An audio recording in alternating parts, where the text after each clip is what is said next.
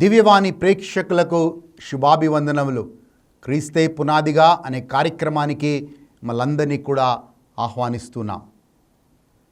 మరొకసారి క్రీస్తే పునాదిగా అనే కార్యక్రమంలో మిమ్మల్ని కలుసుకోవటం చాలా సంతోషంగా ఉంది.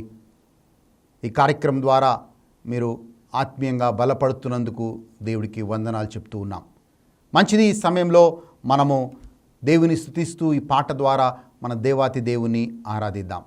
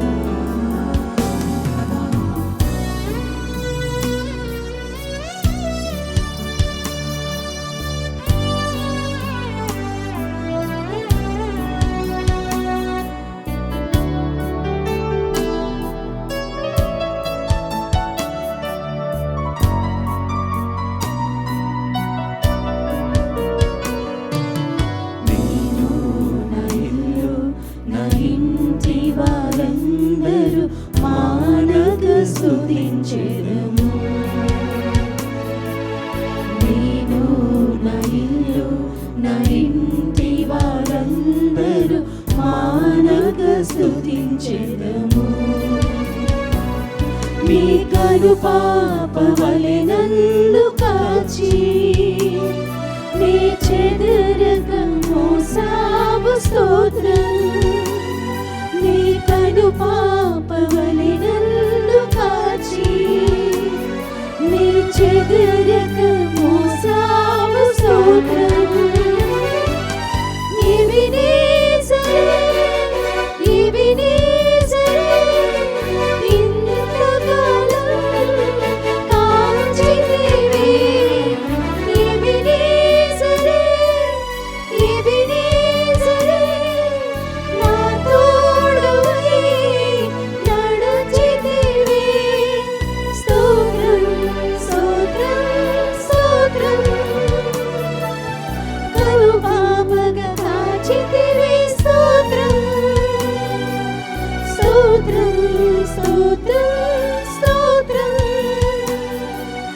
కౌగిలిలో దాచితివి స్తోత్రం.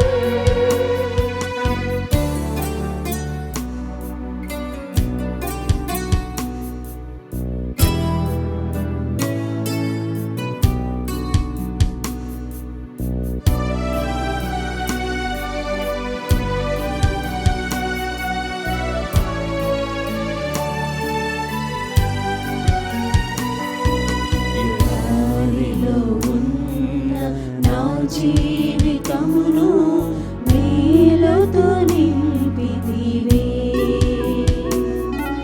ఎడారిలో ఉన్న నా జీవితమును మేలుతో నింపితివే. ఒక కీడైన దరి చేరక నన్ను తండ్రిగా కాచావు స్తోత్రం. ఒక కీడైన దరి చేరగలను తండ్రిగా కాచావు స్తోత్రం. ఎబెనేజరే ఎబెనేజరే ఇంతకాలం కాచితివే. ఎబెనేజరే ఎబెనేజరే నా తోడువై నడచితివే. స్తోత్రం స్తోత్రం స్తోత్రం. కను పాపల కాచితివే స్తోత్రం.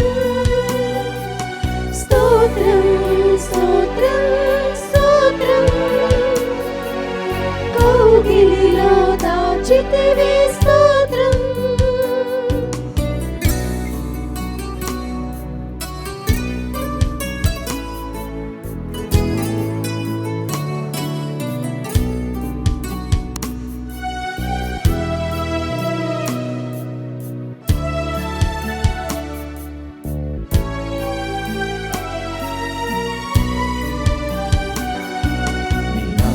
నిరాశతో ఉన్న నా దీన బ్రతుకును నీ కృపతో నింపితివి. నిరాశతో ఉన్న నా దీన బ్రతుకును నీ కృపతో నింపితివి. నీవు చూపిన ప్రేమను పాడగా పదములు సరిపోవు తండ్రి. నీవు చూపిన ప్రేమను పాడగా పదములు సరిపోవు తండ్రి. ఎబినేజరే, ఎబినేజరే, ఇంతకాలం కాచితివి. ఎబినేజరే, ఎబినేజరే, నా తోడువై నడచితివి. స్తోత్రం, స్తోత్రం, స్తోత్రం. కను పాపన కాచితివి. స్తోత్రం, స్తోత్రం, స్తోత్రం, స్తోత్రం. కౌగిలిలో దాచితివి. స్తోత్రం. నిన్ను నా ఇల్లు, నా ఇంటి వారందరూ మానక స్తుతించెదము. నేను నా ఇల్లు, నా ఇంటి వారందరూ మానక స్తుతించెదము. వాక్యం వినబోయే ముందు తలలు వంచుకొని ప్రార్థన చేసుకుందాం. మమ్మల్ని మిక్కిలిగా ప్రేమించు మా తండ్రి, ఆశ్చర్యకరుడవు, అద్భుతాలు చేసే దేవుడవు, నీకు వందనాలు, నీకు స్తోత్రాలు ప్రభువా. ఈరోజు మరొక్కసారి ఈ వాక్యాన్ని మేము వింటూ ఉండగా మన ఆత్మీయంగా బలపరచమని యేసు నామంలో అడిగి వేడుకొంచున్నాము తండ్రి. Amen, amen.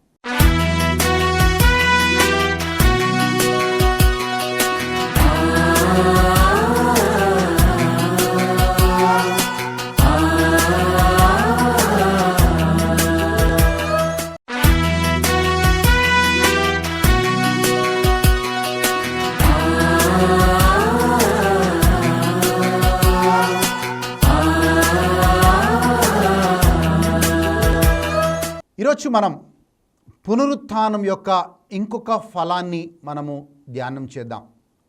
గత వారం మనము పునరుత్థానంలో ఉన్న ఒక ఫలాన్ని మనం చూసాం. We will see one more fruit of resurrection. పునరుత్థానం వల్ల మనము ఎలాంటి ఆశీర్వాదాన్ని పొందుకున్నాం అనే మాటని, అనే విషయాన్ని మనం ధ్యానిద్దాం. పౌలు గారు ఒక ఆశ్చర్యకరమైన మాటని బైబిల్లో చెప్తూ ఉన్నారు. 1 కొరింథీయులు రాసిన లేఖ 15వ అధ్యాయం 14వ వచనంలో పునీత పౌలు గారు ఇలా అంటున్నారు, ఒకవేళ క్రీస్తు మృతులలో నుంచి లేవనెత్తబడినట్లయితే మా విశ్వాసము వ్యర్థము, మా ప్రకటన కూడా వ్యర్థము. He says very clearly, if Christ has not been resurrected from the dead, then our proclamation will be in vain, then your faith is meaningless. ప్రేమైన వారలారా, యేసు ప్రభు పునరుత్థానము అనేది ఒక గొప్ప విషయము. ఎందుకు అంటే మనము అనేక సందర్భాల్లో అనేక విషయాల్లో చదువుతూ ఉంటాం. కానీ ఒక యేసు ప్రభు మాత్రమే ఆ యొక్క పునరుత్థానమై లేచినట్లుగా మనకు చాలా స్పష్టంగా మనకు బైబిల్లో రాయబడ్డది. అందుకే ఆ పండుగని గొప్పగా మనం జరుపుకుంటాం. ఒక వ్యక్తి ఒక వాక్యం బోధించే సేవకుడిన, మామూలు సువార్థికుడిన, ఆ సువార్థికుడు ఆయన గుర్ర బండిలో వెళ్తూ ఉన్నాడు.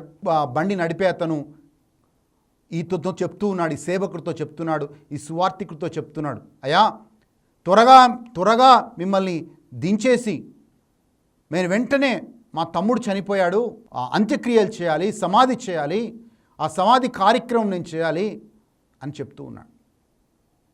వెంటనే ఆ సువార్థికుడు అన్నాడు, మృతులు సమాధి ఎలా చేస్తారు అని అడుగుతున్నాడు. ఈ యొక్క గుర్రపు బండి సవారీ చేసే ఇతనికి అర్థం కాలేదు.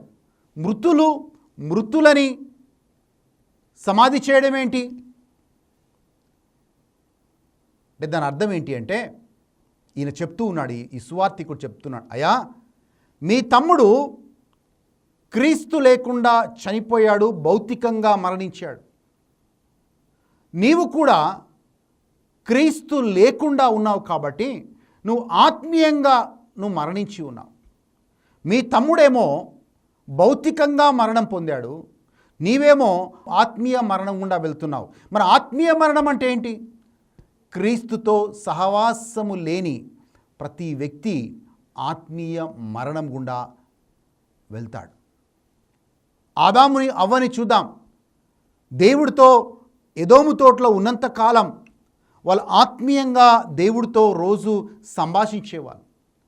కానీ ఎప్పుడైతే పాపము చేశారో దేవుడితో సహవాసాన్ని, దేవుడితో సంబంధాన్ని వాళ్ళు కోల్పోయారు.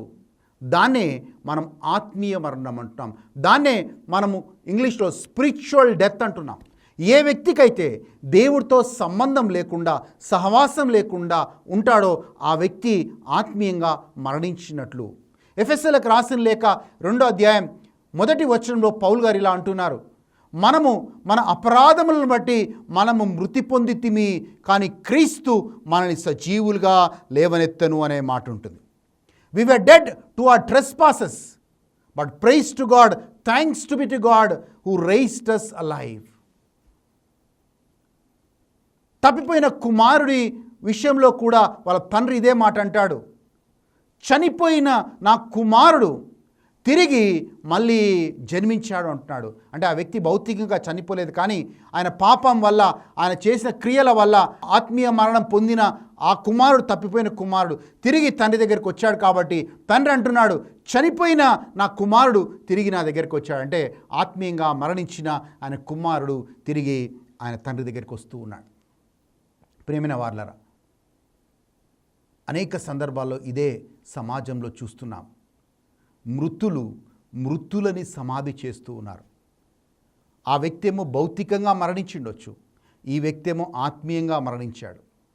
ఇద్దరూ ఒకవేళ క్రీస్తునందు పునరుత్థాన శక్తిలో, క్రీస్తునందు విశ్వాసంలో వాళ్ళు కొనసాగినట్లయితే వాళ్ళ ఇద్దరి గమ్యం ఒకటే అయి ఉంటుంది.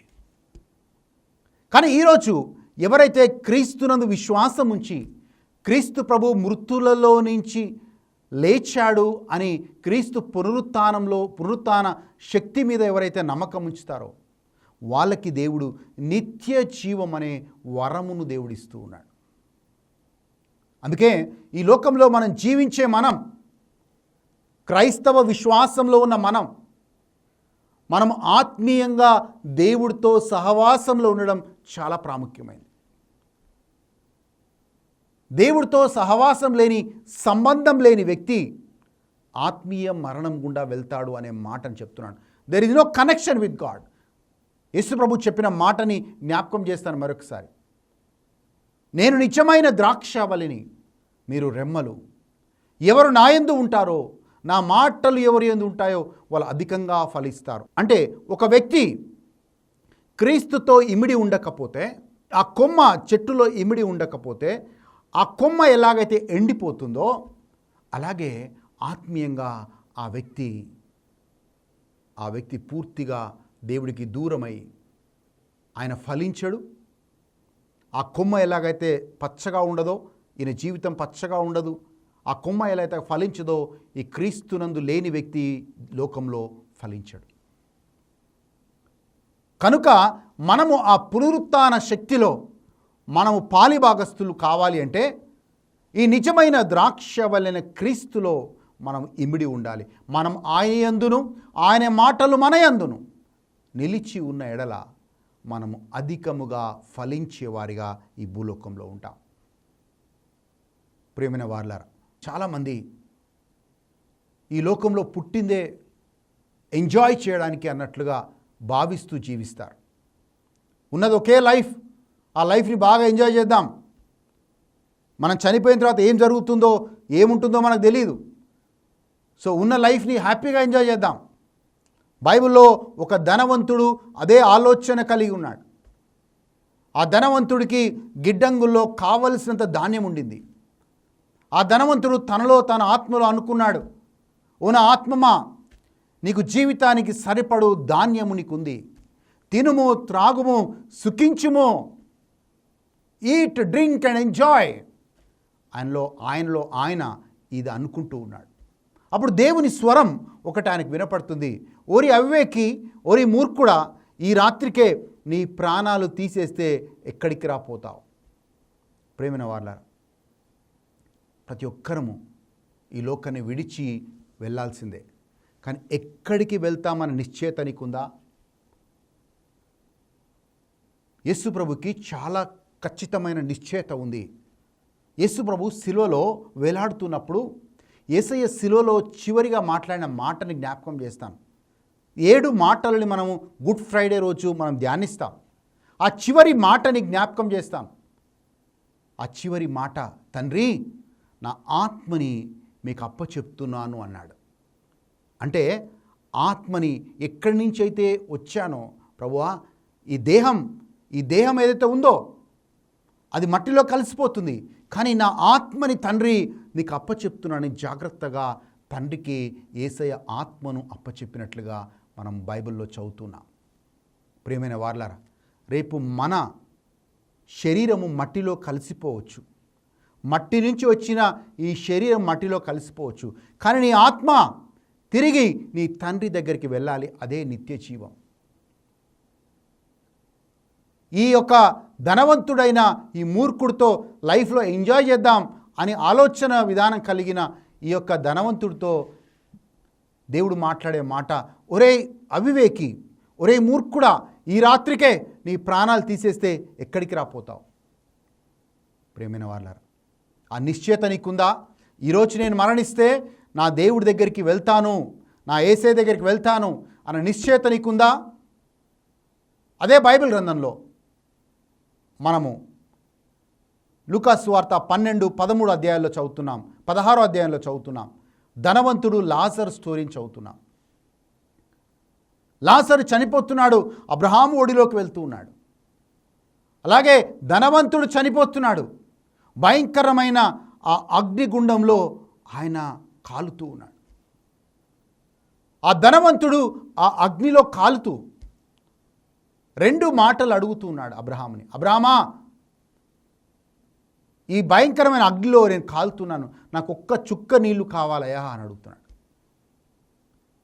అబ్రహాము, సారీ అండి, అటోలు ఇటు కానీ ఇటోలు అటు కానీ రాలేరండి అంటున్నాడు. రెండవదిగా అదే ధనవంతుడు మళ్ళీ అడుగుతున్నాడు, అయ్యా నేనంటే నా ఆత్మ అంటే నాశనం అయిపోయింది, ఎందుకంటే నేను జీవించినంత కాలం దేవుడి పట్ల భయభక్తులుగా జీవించలేదు, ఎటుకూడి కింద నా అన్నదమ్ములు ఉన్నారు, కనీసం ఒక్కసారి కిందికి పంపిస్తే వాళ్ళకన్నా సువార్త చెప్పి వాళ్ళకన్నా వాక్యం చెప్పి వస్తాను అని పర్మిషన్ అడుగుతున్నాడు. కానీ అబ్రహాం అంటున్నాడు, అయ్యా కిందికి వెళ్ళడానికి పర్మిషన్ లేదు, కింద చాలామంది ఉన్నారు, సువార్థికులు ఉన్నారు, వాక్యం చెప్పేవాళ్ళు ఉన్నారు, వాళ్ళ చెప్పి ఆ వాక్యాన్ని విని దేవుడి పట్ల భయభక్తులుగా జీవిస్తే పర్వాలేదు, లేకపోతే వాళ్ళు కూడా నీ దగ్గరికే వస్తారు. ఈరోజు మనందరం ఒక నిరీక్షణ ఉంది మనకి. ఆ నిరీక్షణ ఏంటంటే, నేనే పునరుత్థానమును జీవమును, నా యందు మరణించిన వాడు జీవిస్తాడు అని ప్రభు అయిన యేసుక్రీస్తు చెప్పాడు. అంటే మన మరణము తర్వాత మనందరికి కూడా ఒక నిరీక్షణ ఉంది, అదే నిత్య జీవం. ఆ నిత్య జీవంలో మనం పాలిభాగస్తులు కావాలి అంటే మనం ఈ లోక జీవితంలో క్రీస్తుతో మనము నడిచే వారిగా ఉండాలి. మన విశ్వాసాన్ని కోల్పోకుండా, మన నమ్మకాన్ని కోల్పోకుండా తుది శ్వాస వరకు క్రీస్తుతో నడిచేవారిగా ఉండాలి, క్రీస్తులో జీవించేవారిగా ఉండాలి. నిజమైన ద్రాక్షవలైన క్రీస్తులో మనము ఇమిడి ఉండాలి. మనము ఈ గొప్ప నిరీక్షణ మనం కలిగి ఉన్నాం. పౌలన్న మాటను జ్ఞాపకం చేస్తాను. ఒకవేళ క్రీస్తు మృతులలో నుంచి లేవనెత్తబడినట్లయితే మా బోధ వ్యర్థము, మీ విశ్వాసం కూడా వ్యర్థం అంటున్నాడు. ప్రియమైన వారలారా, మన దేవుడు మరణాన్ని జయించాడు, మరణాన్ని ఓడించి మనకి ఆ పునరుత్థాన శక్తిని మనకిస్తున్నాడు. ఆ పునరుత్థాన శక్తిలో మనం పాలిభాగస్తులు కావటానికి మన కృపనిస్తూ ఉన్నాడు. ఈరోజు ఆ గొప్ప ఆశీర్వాదాన్ని మనం కోల్పోకుండా క్రీస్తులో నడిచేవారిగా మనం ఉందాం.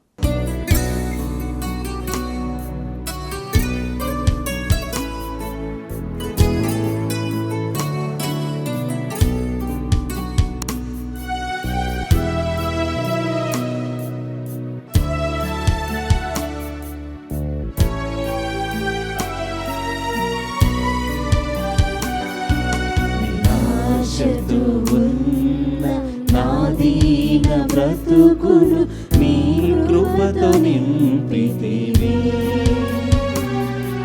నిరాశతో ఉన్న నా దీన బ్రతుకును మీ కృపతో నింపితివి. నీవు చూపిన ప్రేమను పాడగా పదములు సరిపోవు తండ్రి. నీవు చూపిన ప్రేమను పాడగా పదములు సరిపోవు తండ్రి. ఎబినేజరే, ఎబినేజరే, ఇంతకాలం కాచితివి. ఎబినేజరే, ఎబినేజరే, నా తోడువై నడచితివి. స్తోత్రం, స్తోత్రం, స్తోత్రం. కను పాపన కాచితివి. స్తోత్రం, స్తోత్రం, స్తోత్రం, స్తోత్రం. కౌగిలిలో దాచితివి. స్తోత్రం. నిన్ను నా ఇల్లు, నా ఇంటి వారందరూ మానక స్తుతించెదము. నేను నా ఇల్లు, నా ఇంటి వారందరూ మానక స్తుతించెదము. తల్లు వంచుదాం, ప్రార్థన చేసుకుందాం. తండ్రి, నీకు వందనాలు, నీకు స్తోత్రాలు ప్రభువా. ఈ రోజుని బట్టి, ఈ సమయాన్ని బట్టి వందనాలు నాయన. ప్రభువా, మేము చివరి దాకా నిజమైన ద్రాక్ష వలెన మీలో జీవించే కృపను దయచేయండి. అనేక మంది లోకం వైపు పరిగెట్టే వాళ్ళు ఉన్నారు. కానీ ప్రభువా, మేము నీ యందు జీవిస్తూ నీ మాటలు మాలో జీవింపచేస్తూ జీవించే కృపను మాకు ఇవ్వమని, ఎప్పుడు కూడా మేము ప్రభువా మా విశ్వాసాన్ని కోల్పోకుండా తుది శ్వాస వరకు నాయన నీతో నడిచే కృపను మాకు ఇవ్వమని యేసుక్రీస్తు నామములో అడిగి వేడుకొంచున్నాము పరలోకపు తండ్రి. Amen, amen, amen. మంచిది. మళ్ళొచ్చే వారం ఇదే సమయానికి క్రీస్తే పునాదిగా అనే కార్యక్రమం ద్వారా మళ్ళీ కలుద్దాం. దేవుడు మిమ్మల్ని, మీ కుటుంబాలని దీవించునుగాక. God bless you.